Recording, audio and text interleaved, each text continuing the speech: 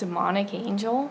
Today I'm going to talk about empaths and psychic abilities in general. There's a lot of different psychic abilities, precognition, clairvoyance, and you can just look up a whole list of them that are said to exist. But the point that I'd like to make is that psychic abilities, they're not just for like a couple of people.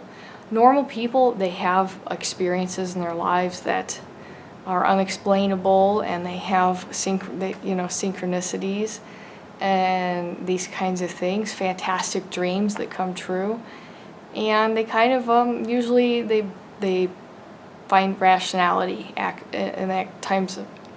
in terms of explanation. So that's what they're going to see. So it's not that like some people can do this and some people can't. I would say that probably about 10% of people are empaths.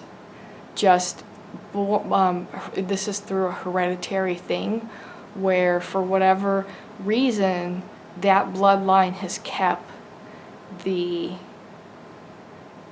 instinct, because the psychic stuff is really tied to instinct, and to keep that as a function that is important. Many more earlier people were much more psychic and in tune with that, but as man became more rational, the need for that became less.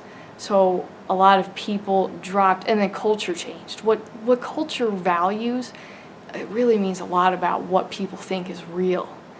And so there's just not a whole lot of a place for that.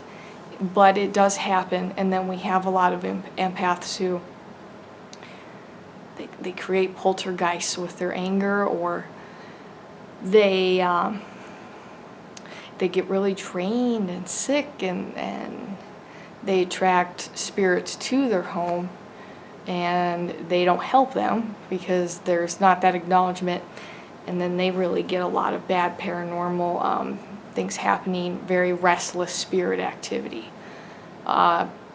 because there's not that many people who just know how to do this. This is just this way.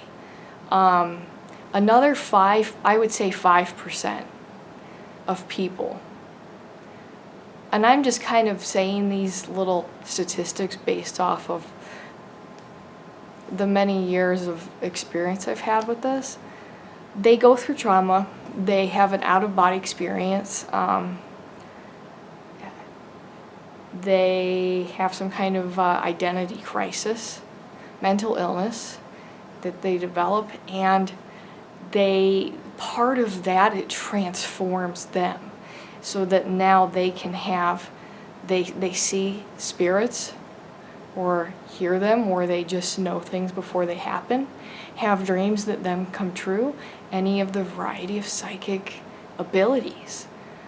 So not everybody who's traumatized that's not going to happen to most people who are traumatized or vulnerable, but for some that really does open that door. Are more men or women this way? People would like to think in our society that women are more like this, but it's probably 50-50. Kind of going off, obviously, my experience, where because a man, okay, we're not supposed to look at men as like these creatures of feelings, but this instinct, psychic instincts and survival and this primal ability, it does not care about you being a person, being a man or a woman.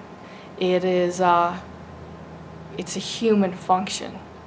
And obviously men would be much more likely to repress this, rationalize, ignore it, and that kind of a thing, because of our values.